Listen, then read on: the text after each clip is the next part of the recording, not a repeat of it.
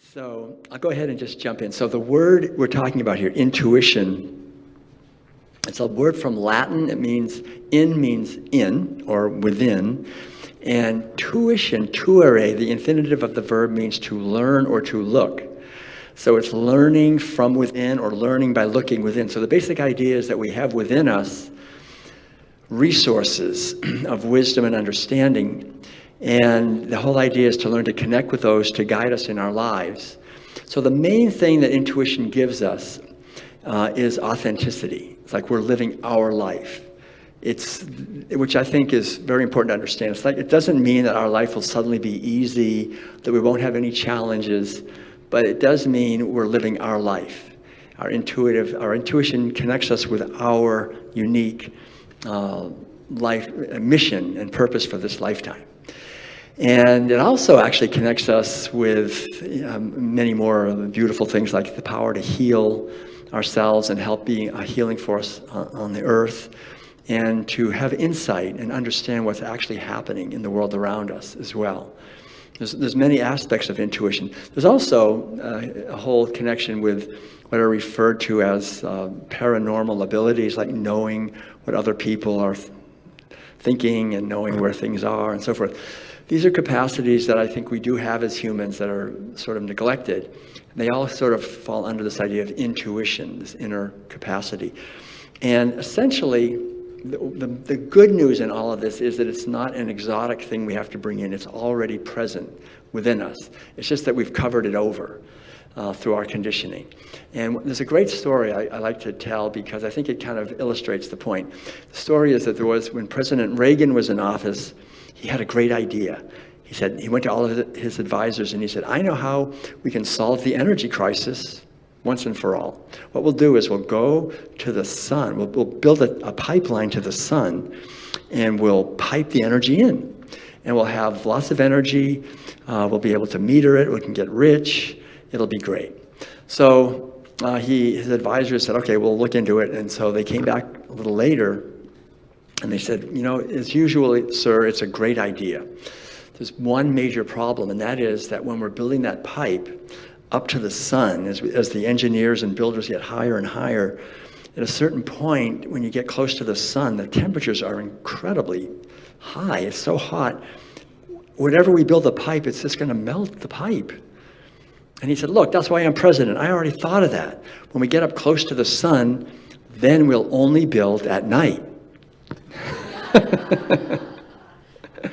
So I don't have any words for former presidents, but the basic idea is that, we laugh because we know that he's right? I mean, from our point of view, we say it all the time. Oh, the sun's not shining because it's nighttime, or the sun's not shining because it's a cloudy day. The sun's always shining, right? It's just we're turned in the other direction, or we've got the clouds in the way. And it's the same thing with intuition. That's the point. The sun of our intuitive wisdom is always shining. It's very often we're turned in the other direction, listening to our other people or our own inner thing, or we're have the clouds of fear and so forth covering it. So the idea is to learn to access our intuition. So that's what we're going to be doing now. We'll have some exercises in it. The other thing I'll just say about intuition I think is helpful is that it's essentially feminine in the sense of, we have, like if you ever study Eastern religion, and this is true really of all religions, but this idea of polarity, like there's yin and yang, or active and passive, or male and female, sort of this polarity in our universe. And the idea is that all of us have both capacities, right? We have the capacity to act. That's a more male aspect in the sense of being active and creative, but there's also the female, or the capacity to be receptive. And the whole idea is that they're both equally important.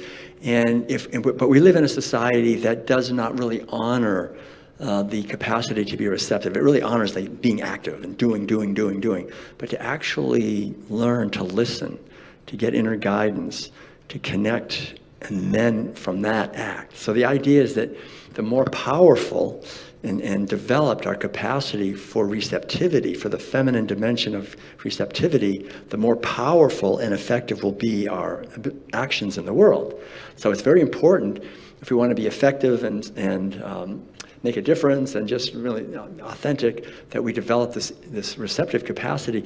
And there's I think a great story about Mahatma Gandhi that kind of illustrates that, because he's well known for being very spiritual, but also very active, having both of these. And he was working hard, as you know, to help liberate India from English rule. And so at one point, the British imposed the salt tax. And that was like a terrible thing from the point of view of India, because they have to pay more for salt. And so they all went to him, Gandhiji, what do we do? Now the British have imposed a tax on salt. And what do we do? How do we respond? And so he went into his little meditation hut and he said, give me a little time, I'll tell you. So he started meditating to feel into what is the right response to this, what should they do?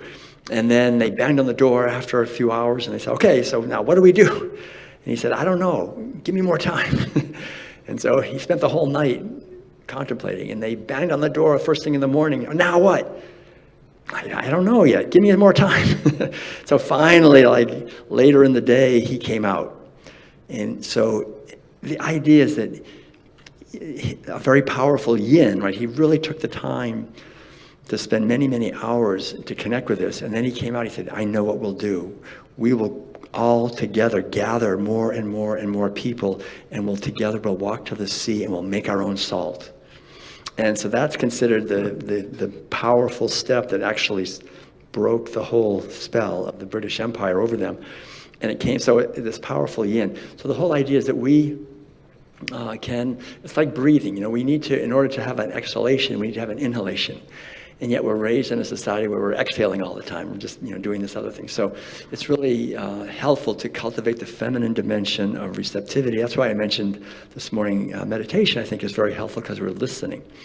So we'll talk about those things later. But I think the best thing to do now is to go ahead and do the first exercise. We'll go ahead and jump into our first exercise.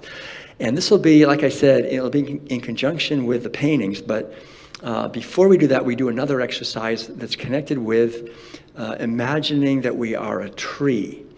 So does anyone have any ideas about this? Why is it that cultures all over the world, when they look at trees, they feel a kinship, like they're kind of similar to us, like we're like trees, or trees are like us? What are some of the similarities between human beings and trees that are significant, do you think? Because I think it's very helpful, actually, with intuition to understand this. Okay, yeah. Yeah, okay, you're right. Yeah, we're upright.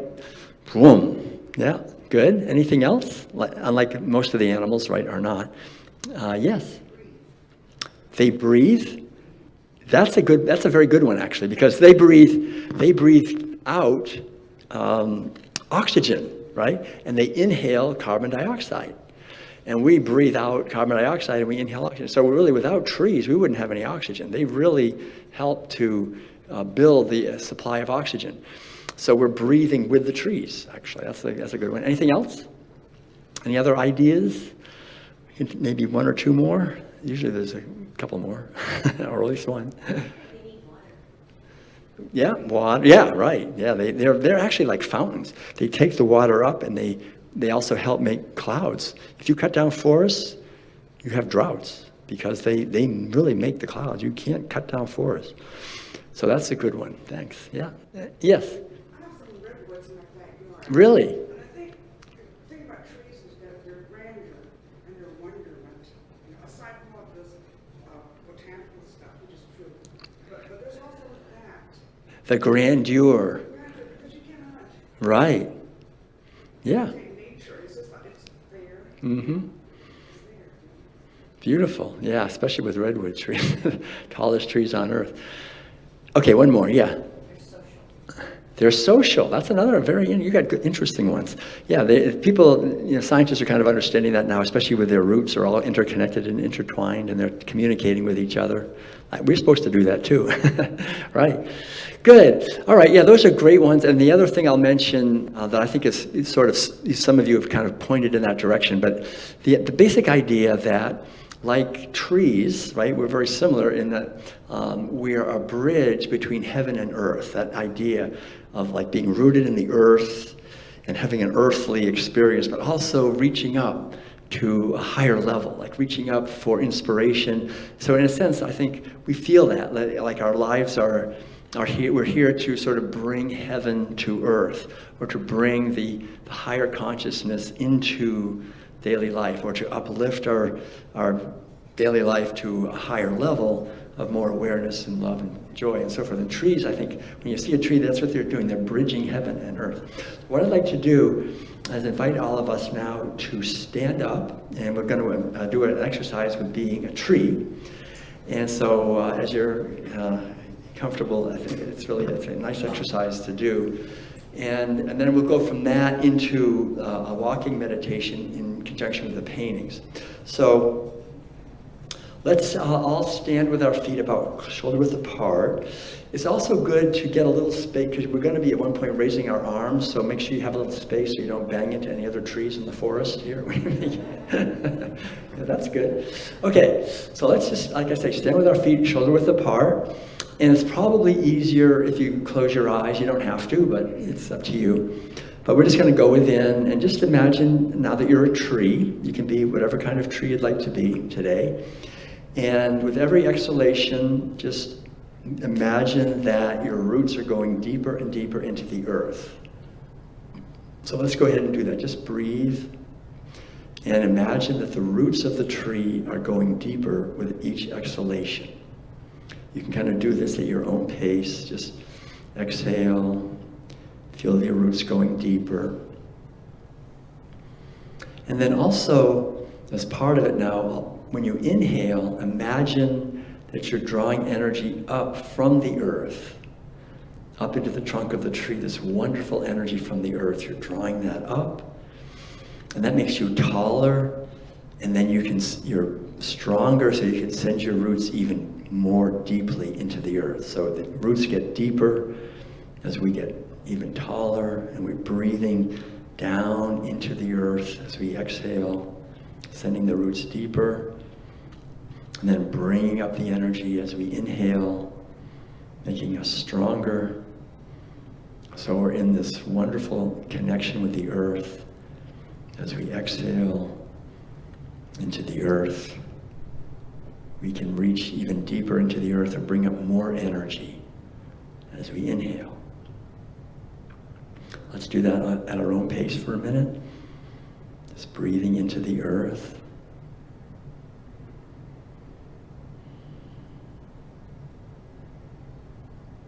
Great. Now just imagine that your roots are going very deeply into the earth now, just way down, far into the earth. Great. Now let's go ahead and let our arms come up over our head. And as we exhale, imagine that our branches are going higher into the sky. So with every exhalation, our branches and leaves are just flowering and growing, going higher and higher as we exhale. And then as we inhale, we're opening to the energy of the sun. So we inhale, that wonderful sun, the photosynthesis, it makes us grow. We convert the energy right into more growth. As we exhale, we go higher. As we inhale, we open to the sun. So let's just do that for a moment. And just imagine now that we're opening up to everything, the sun and the moon and the wind, the rain, the stars, the birds, the clouds, the rain, everything, the whole cosmos. Great. Okay, so now let's let our arms float down again.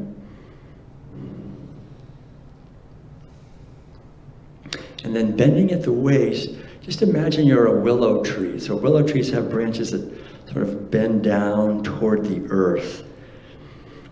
So just again, as you're comfortable, just bending forward.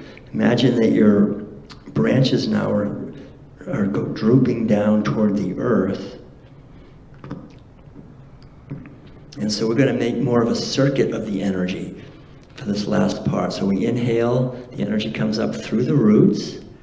And as we exhale, it goes down through our fingertips, through our leaves, to the earth again. So now we're just bringing the energy up from the earth and returning it to the earth, making a circuit of the energy.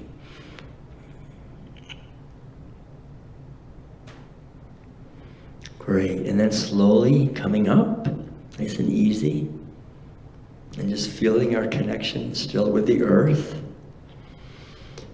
So we're all the way upright again, and now let's make a nice audible exhalation.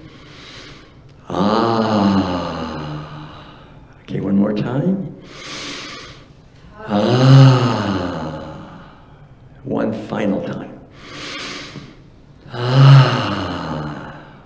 Very good. And now, with your eyes closed, just taking a moment now and feeling this wonderful connection we have with the beautiful earth, the infinite supportive power that supports all life on earth, and feeling our connection with the infinite sky supports and creates all life.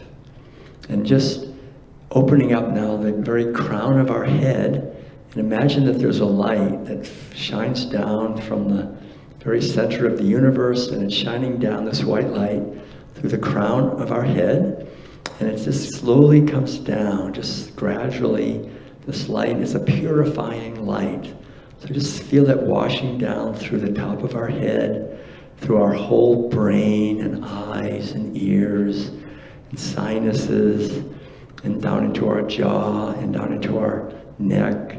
This light, as it comes down, it's cleansing, purifying, and nourishing every cell in our being. And it goes down through our shoulders, and down through our upper arms, and through our elbows, our lower arms and wrists, and hands and fingers, and streaming out through the tips of our fingers, and through the palms of our hands. This wonderful light just washing away any old wounds or delusions. And now it's coming down through our upper chest and upper back, and then just washing down through our heart, our lungs, all the way down through all of our internal organs, down into our abdominal region, and then down all the way into our hips, our pelvic region. And again, it's just washing away any old wounds or fears or any limitations to the free flowing of life, joy, freedom, and wisdom. And it's washing down now through our upper legs, down through our knees, lower legs and ankles, down into our feet, and then streaming out through the soles of our feet, through our toes. So just taking a moment and just feel and savor that sense of our body as a stream of white light. Every cell is bathed in this light of vitality, harmony, joy, freedom, and creativity. And just take a moment and just feel that. Cleansing, purification, washing away of any old errors or wounds we've ever made. Right now it's completely healed and gone. Great. And so now we do the final part of our exercise, which is with the art up here. So you can open your eyes and you'll see these paintings by Madeleine up here. So what's going to happen is I'll go to the piano and I'll just start playing a little background music. When I start playing, that's your cue to just actually walk toward whatever painting you feel is beckoning you. And then when you get to what you feel is the right distance from the painting, the exercise is to look with your eye of intuition, your intuitive eye. So what I mean by that is, don't look, in other words, if you ever took Art 101 where you learn to analyze paintings, it's like the opposite of that. Forget all that. You're gonna look at the painting and then just see what the painting evokes, whatever feeling or thought or idea or whatever it is. Just as you look at the painting, just be open and receptive and see, let the painting be like a catalyst and just see what it triggers. And when you feel like you're complete with that painting, then you can go to other paintings, whichever ones you'd like to go to. And when you're finished walking around and looking at them, then you can go back to your seat. And if by chance there's a painting, when you look at it, you think, oh, I don't even want to look at that one, I don't like it. It might be interesting to actually look at it more carefully and just see what it brings up. Sometimes that's interesting. But anyway, so that's it. We have the paintings, and the idea is, again, to just let the music, the music will be in the background, but let the art be a catalyst and just see what emerges, and then notice it, what it is. So, any questions about anything up to this point? Everybody ready? Okay, so we'll go ahead and we can start this exercise, letting the art just trigger us as we look with the eye of intuition. So we can begin. Go ahead and start walking, and we can begin.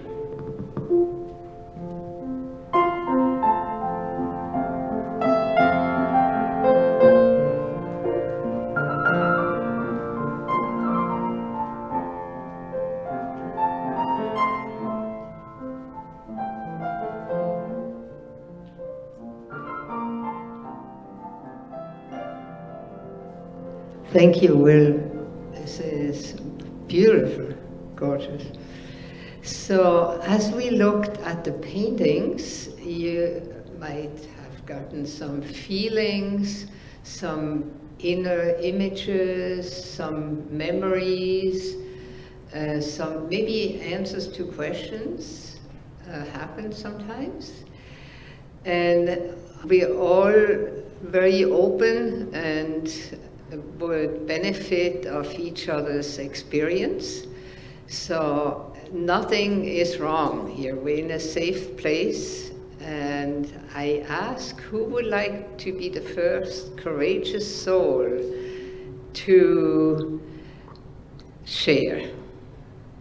Yeah, good. Yes, please. I was drawn mostly to the sheep, and because of its simplicity. And it reminds me of all the very vulnerable souls on the earth that are kind of like, have to deal with the circumstances in the life that often they don't understand. And there's kind of like this look in the sheep's face that gives me the sense that they're looking for support, like they need the support, and I kind of want to reach out to help. Thank you. Beautiful. Thanks. That's beautiful. Anyone else? Well, the painting in the back was obscured by the podium, and so when I came around and saw it, I was just so startled, and it was gave me a sense that we're all just hanging on by our fingers and looking for answers, trying to, make peace with the earth and with each other. And I don't see that far away, so I had to really get up to see it. And so it was like a revelation there. Thanks. Beautiful. Did you want to say something? Okay, they all made me feel something.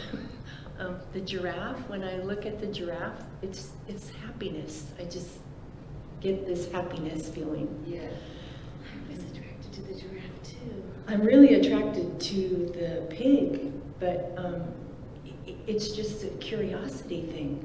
That's how I felt like he's real curious, but that's the one that took me. The dolphin is like trickery. That's what I got. Trickery. He's playing a trick. The panda bears, I thought they were all supporting each other. They're kind of looking out to each other. They're all somehow connected. The sheep was acceptance. When I look at him, I just see acceptance. And this one is just the frog's just resting in the shade of the flower. Resting in the shade of the flower. Did you want to say? Oh, I was just going to say, I love the soulful look on the giraffe. And the closer you get, the more you see it. It's just like a connection, like a soul connection. Right. Thank you. Thanks. Okay, yeah. I love them all. It was very emotional for me. I'd like to know what your caption would be on the pig. There is no caption. It's called Alive.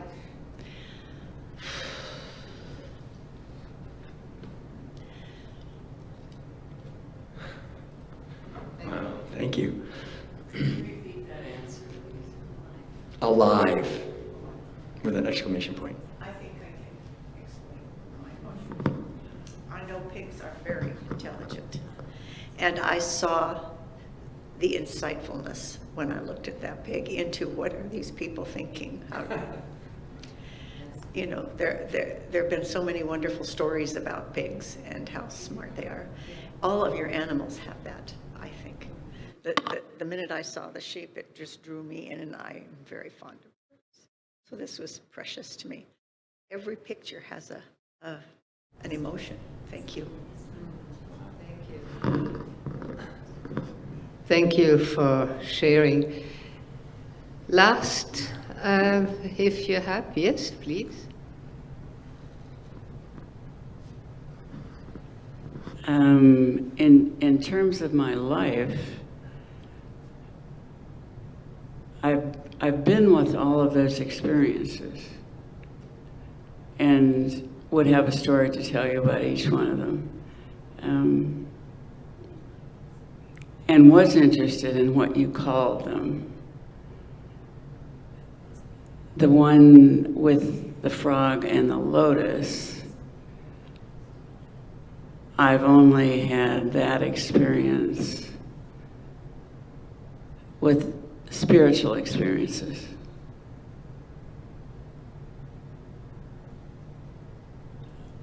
But I've loved being with all of those animals at different times in my life for different reasons. Thank you. Yes. I find myself drawn to the giraffe because he's calming to me. He has a sense of serenity and calmness, and again, the looking forward is very apropos for me right now. Thank you. Thanks for sharing so well. And now, does anybody have a question about what we did, or to me about, yes? I was wondering about that lotus.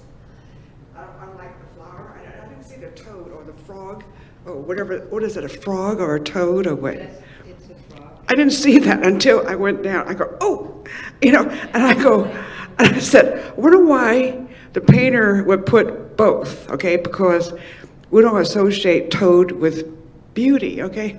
But I go, oh, that ruined it. My first impression. I said, no, that didn't ruin it. That's life. It's juxtaposed, the good, the bad, the ugly.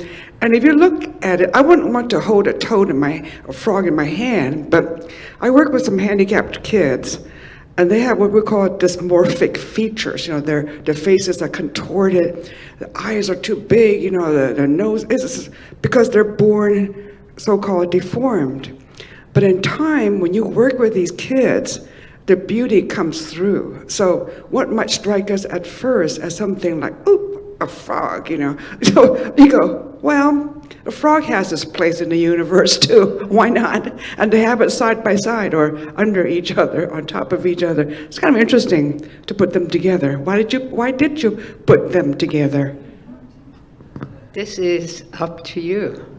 I do the painting. I don't explain it because it's something you sit with and you contemplate, you listen to it, because we have so many words, we're talking so much, we're over-talking, and here we have music and art, and they're both without words, and this is very important that sometimes we have silence and can listen inside. So thank you so much. Very well done. It's wonderful. And yes? I just wanted to give another interpretation of the frog from my standpoint, is that I was thinking of an innocent child, our child self. And then we are reaching for this illumined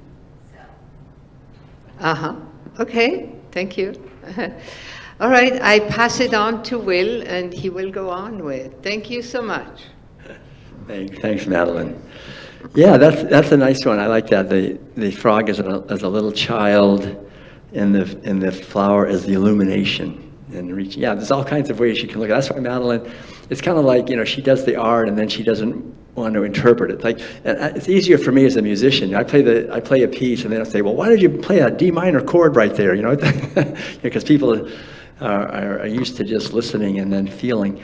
But I think it's similar with art. And so I want to emphasize just a couple of things, because I think this exercise can really teach us quite a bit about our intuition. And there's a few main points. One is, like at the very beginning when Madeleine said, who would be the first courageous soul to say something? Some of you might have been reticent to say anything because you might have been feeling a sense that, it's kind of hard to talk about. I don't know if I can put it into words. And that's probably a good indication that your intuition was really working well, because in many ways, what intuition is bringing a knowing that's from the transverbal realm, sort of beyond words, and then to try to talk about it, to reduce it into words. It's kind of like translating from German into English or from some other language, and you always lose something in the translation, but do the best you can to express it in words. So that's one of the things I think it's important just to understand, that we are living in a society that's very verbal. Right? You don't even know anything until you put it into words. But we as consciousness, we have the capacity to know without words, like in a sense beyond just to be aware without words. And intuitive knowings and creative insights and impulses very often come from that realm beyond words.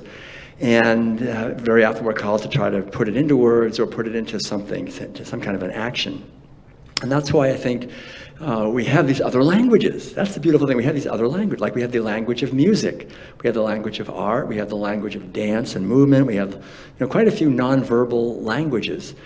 And anywhere you go in the world, and I think we know that the ability for humans to express ourselves through movement and art and music is part of the sacred. So if you go anywhere where there's a sacred tradition, you'll usually find words, right, some scriptures and things, but very often you'll find sacred dance and sacred art and sacred architecture and so forth, and movement that help people go deeper with the understanding of the experience. So these are things that are, when we develop our intuition, very often what happens is we begin to really more deeply appreciate music and art and nature in different things, because we're opening up to that language. And that brings us to another aspect which I think is important, especially with art, what we just did, which is the idea of symbols and symbolism, because that's one of the main ways that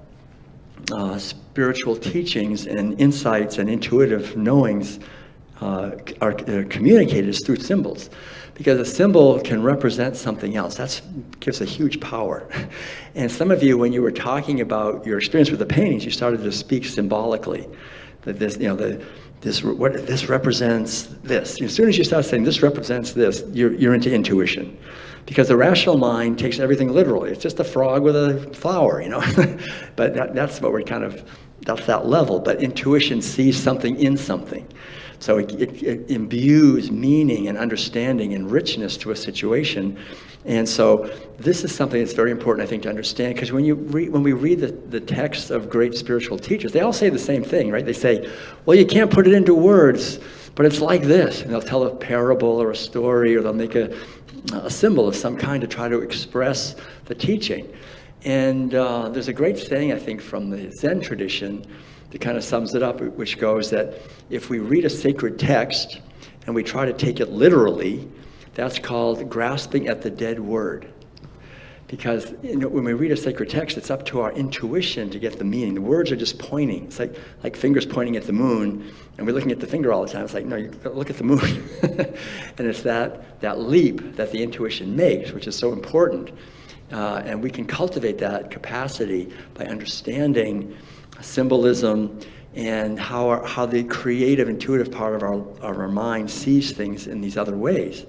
So that's, I think, part of what this exercise can help us to understand. There's a few more things I also want to mention. One is that there was a particular inner posture that you all had as you were doing the exercise of being open and receptive and really kind of looking deeply and being with that experience of that painting.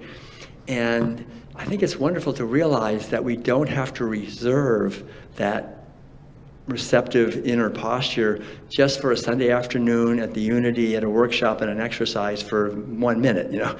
We can actually cultivate that or develop that kind of attitude in other times. When we go out, when we leave here, we go maybe take a walk in nature and just look deeply at the trees. Be open and receptive to someone when they're talking, and try to kind of do it that way, because we're raised in a society of the opposite of that. We're raised to kind of get here, get there, do this, and just look in a kind of shallow way at whatever's around us. So this is really, the idea is to take time to look more deeply, and when we do that, that feeds our intuition, that feeds our inner wisdom, and we start to get clues. We start to actually get, the trees can talk to us. We can get messages. And that's an important part. A couple of more things. One is that these, like anything, these have a certain energy to them, right? Each painting has its own unique colors. Colors have energy. Their own images also. So when you're opening up to something like that, really to anything, you're kind of opening to the unique energy of that situation. And that's a main thing about intuition. In fact, I would say you could probably distill the whole teaching about cultivating intuition to one little short sentence, which would be that developing intuition is simply cultivating our receptivity to energy. That's really it. It's becoming more receptive to energy.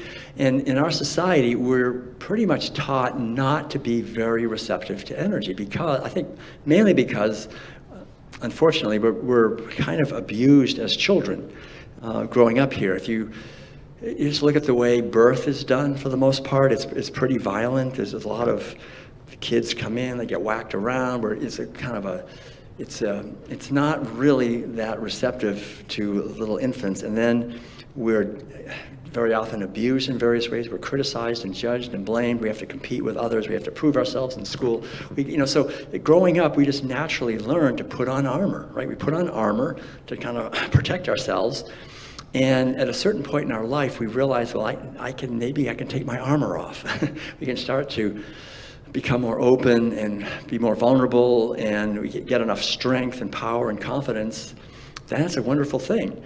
And so as we develop our intuition, it's really, a lot of it is about developing our sensitivity to the subtlety of the feelings that very often have been repressed since childhood, and to reconnect with those.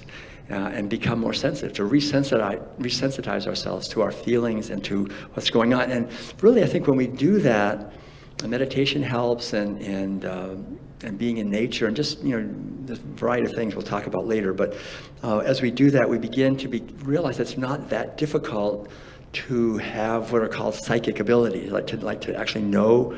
I mean, it's tough for a lot of people to even know what they're feeling themselves, but to know what others are feeling, what others are thinking, what this situation is tending toward in the future, or what, all these different kinds of things, that we actually have those capacities.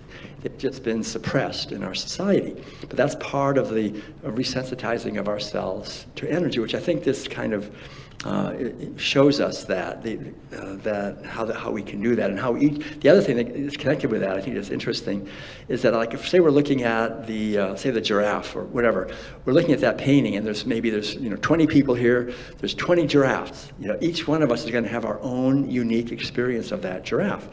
And that, again, is something that the intuition thrives on, that understanding. The rational mind says, no, there's one giraffe, we're all seeing the same giraffe.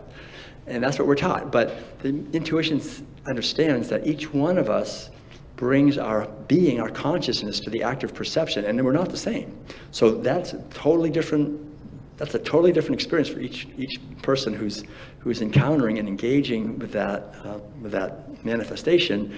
And again, that's a great clue for our intuition, because what that means essentially is that each one of us, as we go through our lives, we're living in a unique world. No one's living in the same world we're living in. It's not only a product of our consciousness, but it's a projection in many ways, of our consciousness. It's like, you have a dream at night, and you realize when you wake up, I projected that dream. Well, in many ways, we are projecting this dream right now. Each one of us, in our own unique way, are experiencing our reality. And some people will be, two people can be in exactly the same situation, and one person can love it and the other person can hate it, because, again, we're projecting. So that is a very important part of intuition, because that basically is pointing to the idea that if we just pay attention and be alert and aware that since our life is a manifestation of our own consciousness, and our consciousness is really connected to the true nature of our eternal self, that we're getting clues all the time, guidance all the time. And you've probably seen that. If you're in a certain time in your life when you're connected with your intuition more than usual, that all of a sudden there's more coincidences happening, more synchronicities. All of a sudden, you're wondering about something, and all of a sudden a book falls on the ground, and there it is. Just you open it up, or somebody's walking and telling something to somebody, and you overhear it. And it's like, I needed to hear that. All these kind of things happen, and we think. Carl Jung talked about it quite a bit. This idea of synchronicities, that our consciousness is bigger than we realize, and we can open up and we can get guidance if we pay attention. The idea of omens, or the idea of synchronicities, is universal. People have understood this for thousands of years and have used that. It's also dreams, but especially the waking dreams. So I think the underlying idea is that as we increase our awareness and our sensitivity and our receptivity, then we can find guidance in all kinds of unlikely places, especially if we're sort of looking for guidance on something, then we stay open. So those are some of the things I just wanted to emphasize about that exercise that I think can help clarify how our intuition operates. And we can see it, I think, with these paintings. A lot of you were really doing a wonderful job when you talked about it, of seeing beyond just the surface and actually connecting with very deep personal messages. And some of you may even have gotten some insights that are helpful for the rest of your life. So are there any questions about anything so far? Because it's about almost time to take a short break. So is everybody happy? It's good? Okay, I'd like to just say a couple things before we take a short break. And that is, we do have a couple of books that are helpful, I think two. I mean, this one here, I actually, my PhD dissertation at Berkeley back in 1988 was the role of intuition in education. So I actually did a PhD at Berkeley on intuition, and it was actually nominated as the best dissertation at Berkeley that year. But you would not want to read it because it was a pretty dry, boring academic dissertation. But so I ended up making a book that's the opposite. It's a really fun book. It's like an adventure story. And you start on this shore, and you're going to, which is basically represents where I am right now in my life, and the other shore represents the fully developed intuitive potential. And so on the way to the other shore, there are 6 islands. And each island represents an aspect of developing intuition. So the first island is the island of understanding. Then there's the island of meditation, the island of energy, the island of relationship, the island of imagination, the island of compassion. And all those 6 islands, each one of them has teachings about developing intuition and an exercise you can do. And there's art by Madeleine in here too. So it's kind of and it goes with one of the CDs, but so it's got music and art go with it. But the book itself, I think, has a lot in here, much more than I can ever go into in the short time we have. So if you'd like to go a little deeper into all this, we do have this book, which called Your Inner Islands, Keys to Intuitive Living. And then the other book that I think is very helpful too is The World Peace Diet. This book is more about understanding our culture, our society, but we're all products of our culture. So when we understand our culture, we understand ourselves a lot better.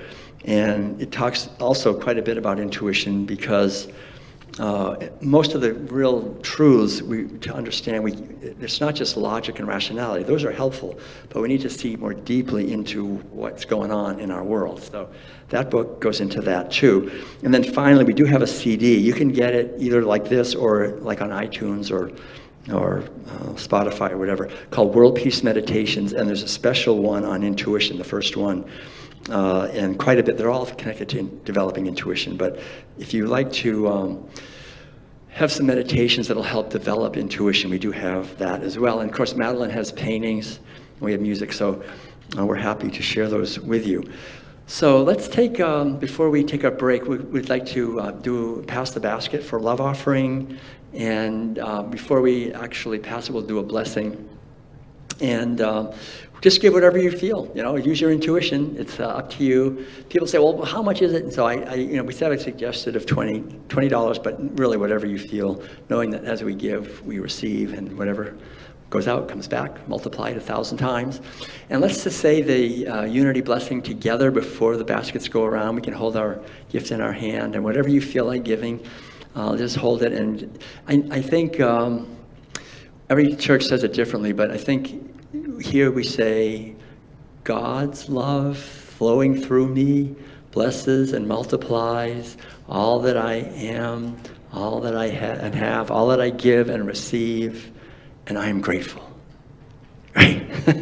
All right. So we'll pass the baskets around, and then we'll take a short break, so 5 or 10 minutes, and then we'll go into the imagination and music and another exercise, and we'll talk about the 7 ways that we can cultivate and develop our intuition as well. So we'll want to look forward to that. And feel free to talk to us at the break if you have any questions or anything for Madeleine also. We'll be out in the lobby there for that. So get some fresh air and stretch a little bit, and we'll come back in a few minutes. Thanks. Okay, welcome back, everyone. We're going to go ahead and get started again with part 2 of our workshop. This is Opening the Intuitive Gate, the keys to developing your intuition. And like I said before the break, we're going to focus now on an exercise with music and imagination. So if I say, imagine you're at the beach, most people will have an image of the beach, right? Maybe they see the sand and the waves and the seagulls flying around. That's visual imagery. Some people, if we say, imagine you're at the beach, they'll say, oh yeah, I'm at the beach. I can hear the sound of the waves. I can hear the sound of the seagulls. That's auditory imagery. And then some people, if you say, imagine you're at the beach, they'll say, oh yeah, I can just feel the warm sun. I can feel the sand in my feet. That's kinesthetic imagery. So we have the capacity to imagine in these different channels, essentially. And an interesting thing is that very often an intuitive knowing will come as an image, sometimes as a visual image, right? And so this is quite common. People will have a vision.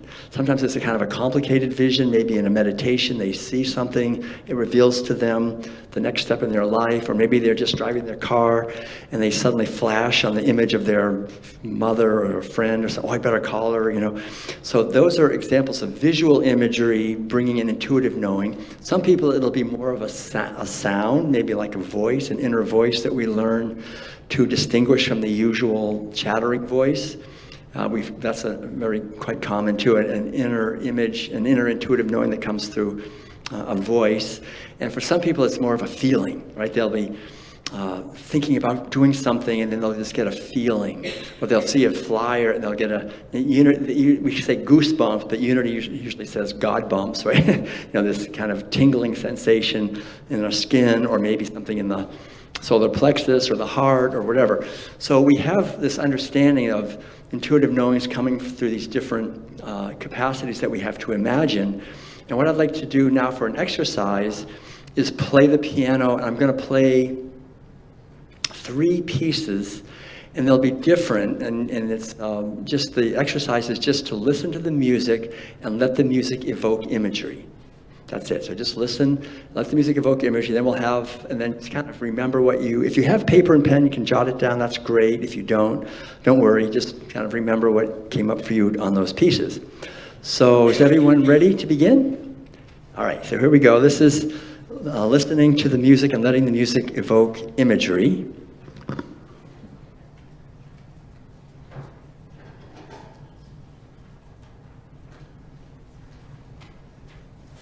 And as we go into this exercise, let's take a moment now as we begin and just relax into the present moment, feeling our connection with the earth, this beautiful planet that supports all life here, and what the earth represents, the infinite nurturing power of the universe, and feeling our connection with heaven and all that heaven represents, the infinite creative power. And then just see what emerges when you hear this question. This is the question. Right now in my life, what would I like to understand more clearly? What would I like to understand better? So just let yourself open to that question. Right now in my life, what is it that calls out for wisdom, for healing, for greater awareness, for insight? Just see what emerges. Right now, what would I like to understand better? What is it that calls out for clarity and insight right now in my life? Let's take a moment and just be open to that. Feel free to write something down if you'd like. What would I like to understand more clearly right now? Good. So now we go to piece number 1, just letting the music evoke imagery. Enjoy.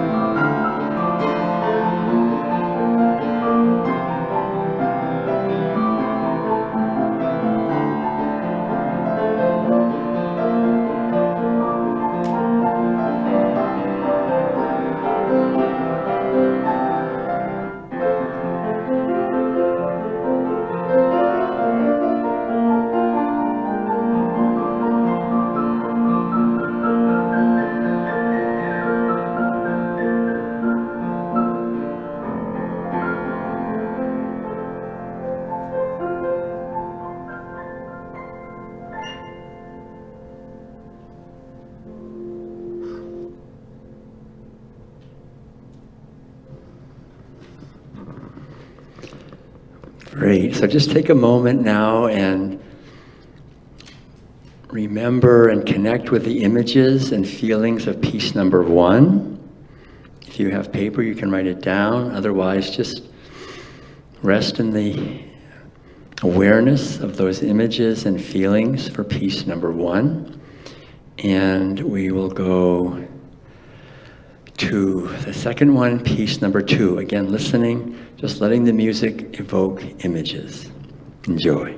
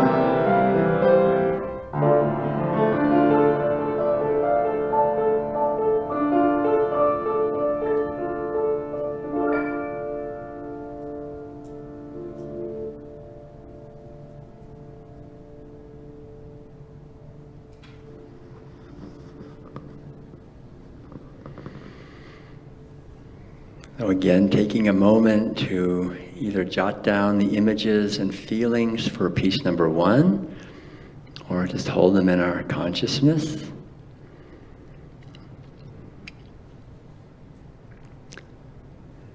And we'll move to the last piece, number 3, letting the music evoke imagery. Enjoy.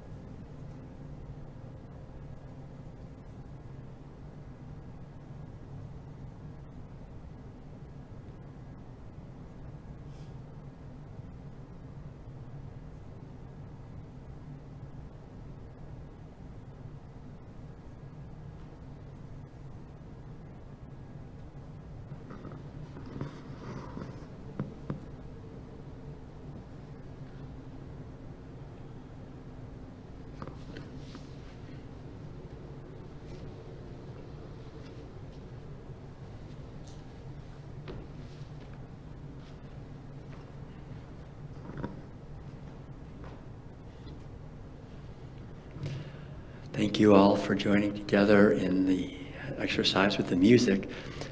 What I'd like to do now is just take a few minutes for us to share these, but first in a small group of 2 or 3 people. I think it's enough to we can make a few small groups of 2 or 3.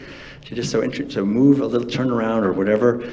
A group of 3 is perfect. Group of 2 is good. Group of 4 is possible, but it takes a little. We only have to spend about 5 minutes on this. So just share with 1 or 2 other people what came up for you in those 3 pieces, and just notice the similarities and differences.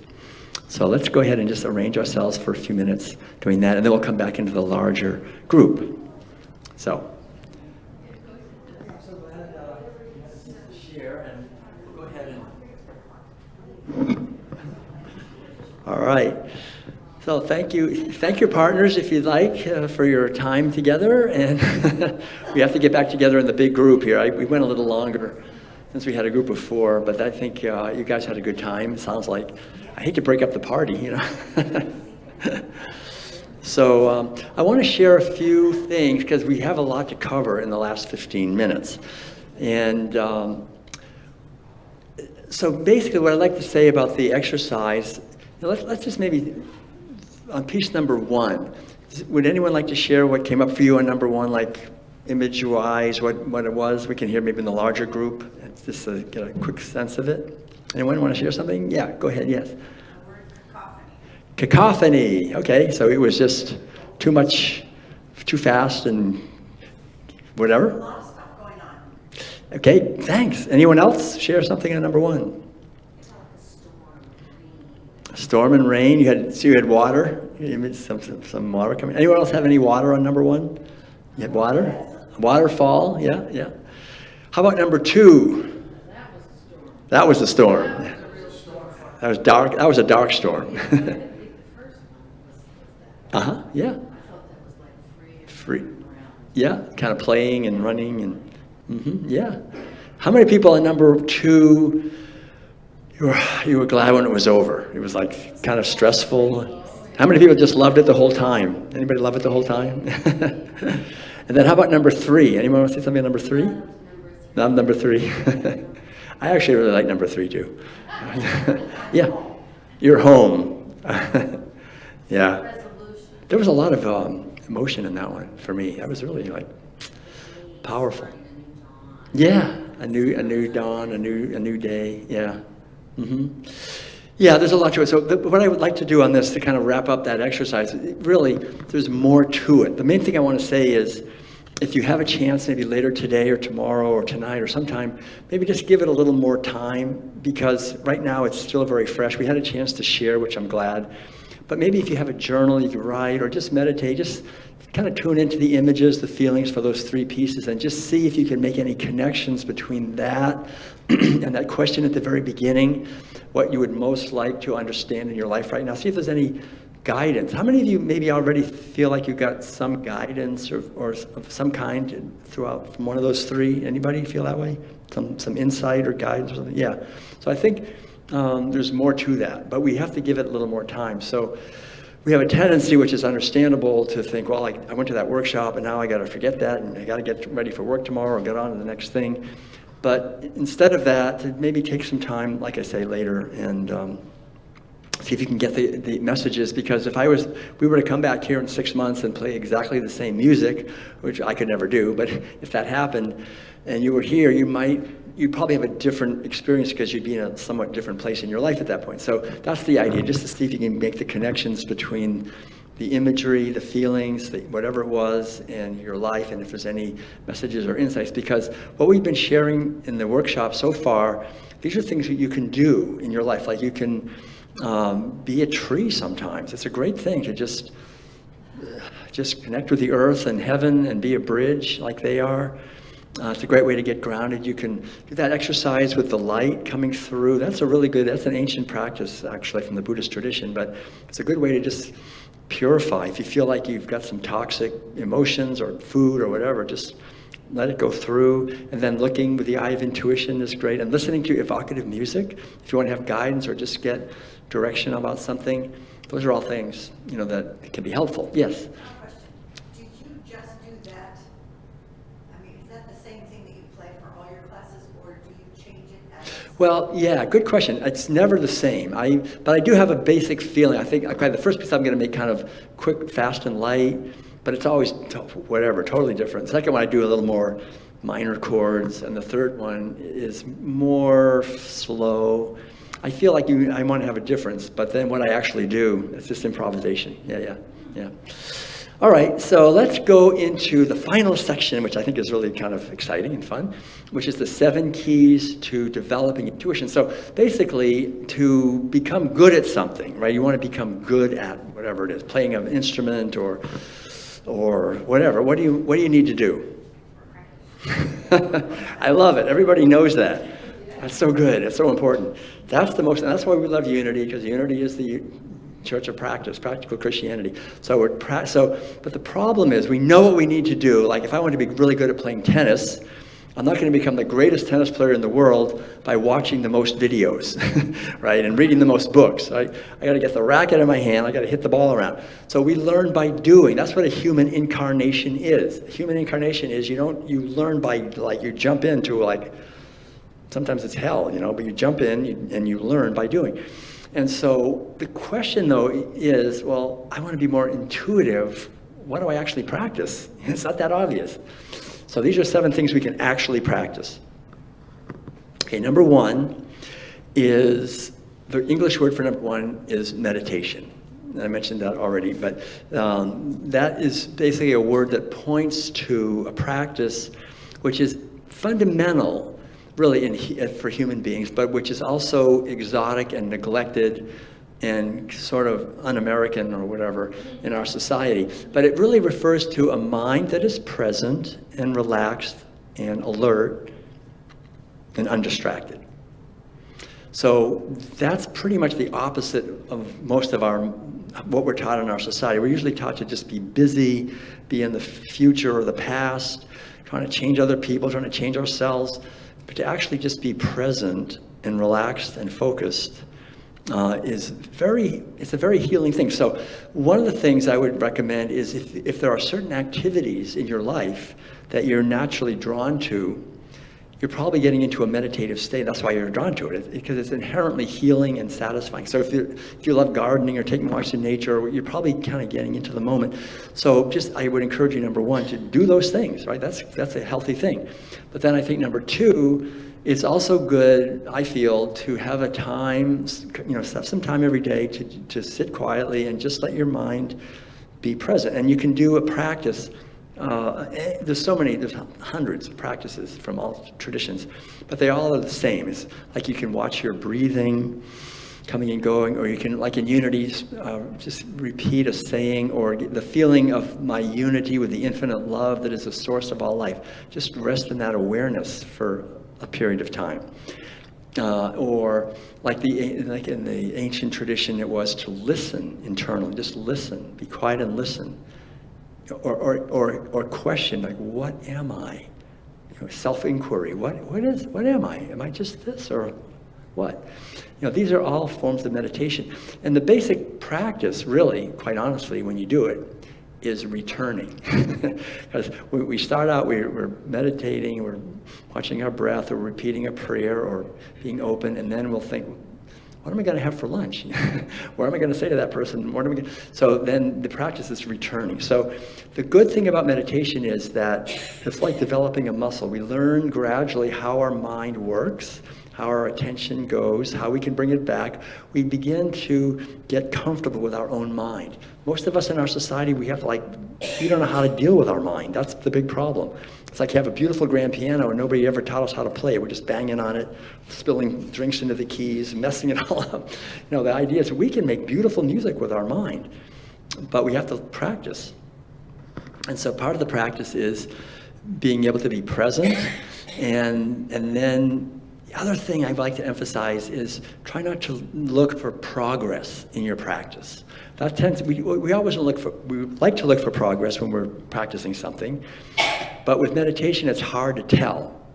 You may think, well, I'm doing this every day and my mind is still wandering after a year. I might as well check my emails. And so then people stop up because they think I'm not making. So don't worry about making, just do it. But you'll find progress when you're not meditating. That's what I think. You'll find your relationships get more harmonious, you get more clarity, you get more of our awareness. So that's number one. Is meditation. I'm kind of spending a lot of time on it, but it's pretty simple. That's what makes it so difficult. It's so simple and we're complicated. But to just take some time every day to be present. So that's number one, meditation. And that really is an important foundation for intuition. Number two is also important. Number two is dreams. Dreams have tremendous potential for self-understanding. So I think it's a good idea to, again, take some time to be aware of your dreams. Again, we live in a society where we don't do that, right? We get up in the morning, when the alarm goes off, we run, make a cup of coffee and get off. And so, but to actually maybe have a dream journal, kind of write down some of your dreams. And the neat thing about dreams is that they're symbolic, right? And you can work with, we talked about earlier, symbols, and you can connect with what your symbols are, which is very interesting, and what things are being represented, and if there's any guidance that can come. And if we have a question in our life that we'd like to have some insight about, we can seed our dream. We can say, I'd like to know about this, and see what I dream about. And then if you wake up, and some people say they don't remember dreams. Everybody dreams, there's no doubt about it. If you don't dream enough, you just set an alarm for like an hour before you usually get up, and you'll definitely be dreaming, and you'll remember them when you wake up.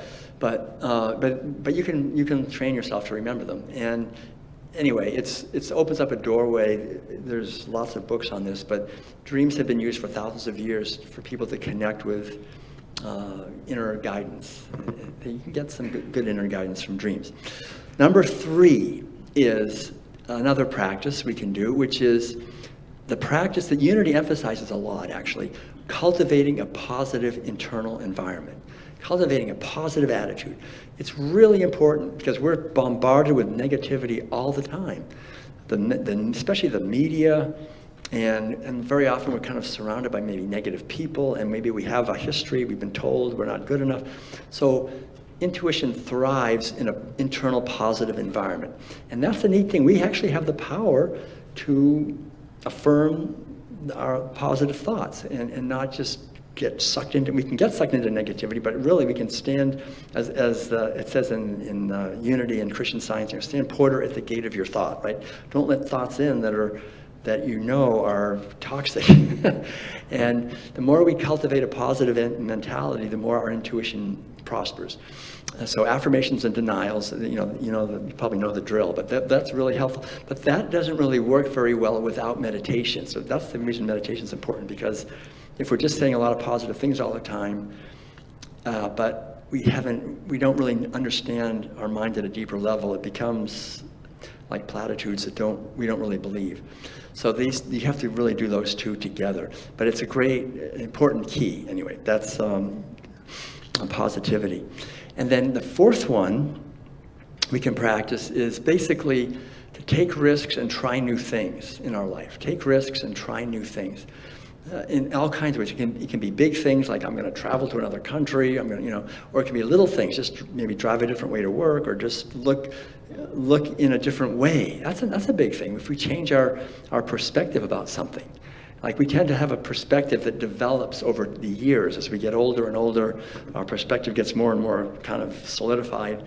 But if we can kind of step out of that and look from another person's point of view, or an animal's point of view, that are different from us, it opens up our wisdom, and it opens up our compassion. We can understand other people's perspective.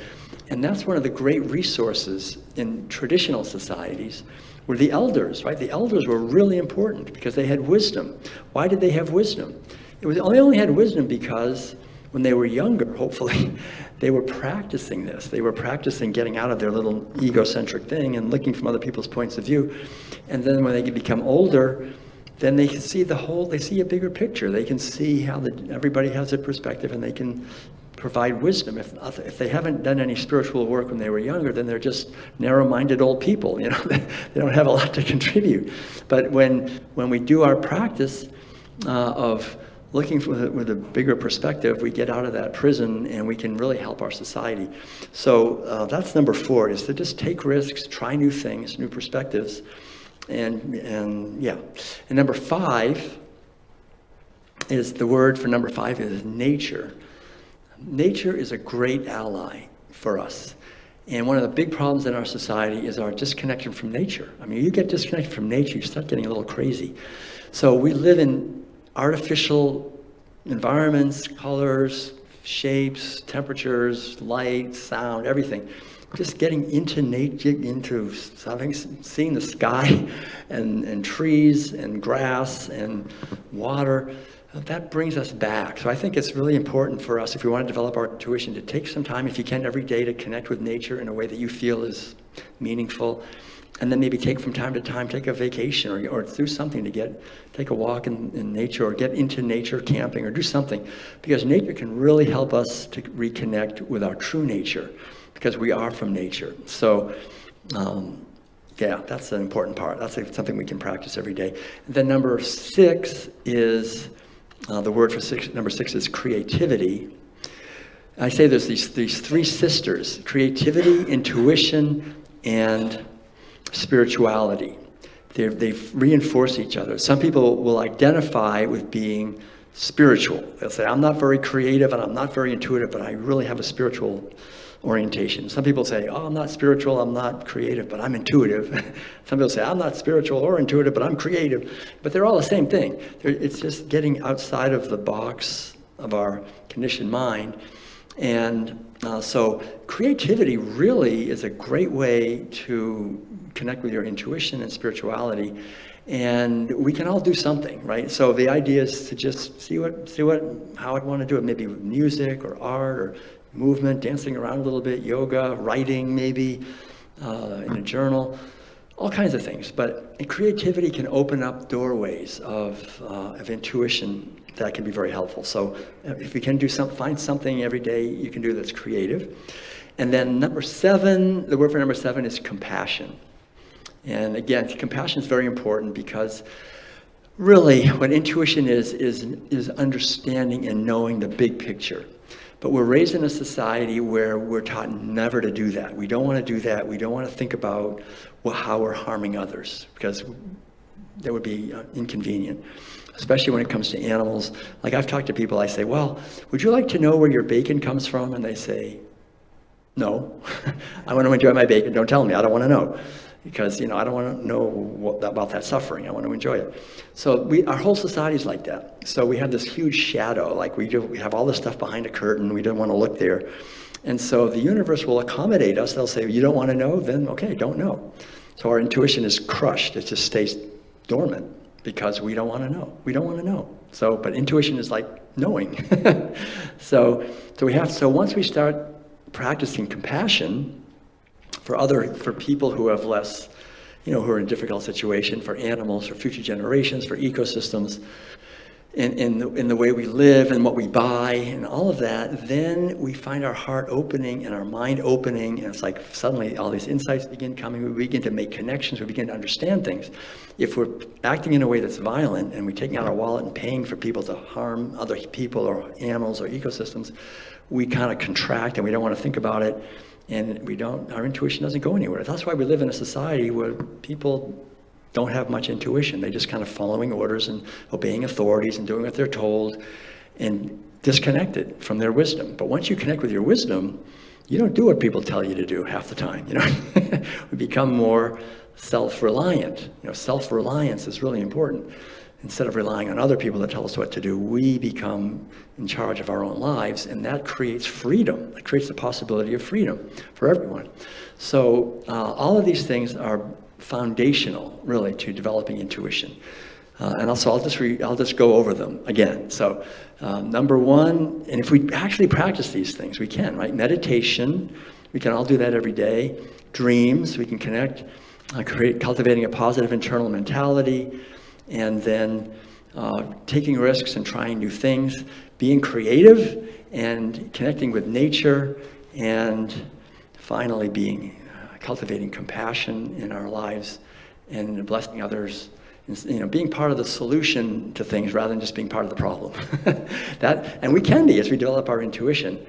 So I want to thank all of you for your kind attention. We've pretty much gone a little bit over time, but It's been a real honor to be able to share these ideas with you. Does anybody have any questions about these 7 things or anything else we did so far? How do you make the time go by so fast? Yeah, we go into kind of a time warp. I know, it's true. Well, it's something we do together. Time, as Madeleine says, is an illusion. So, and Einstein said the same thing.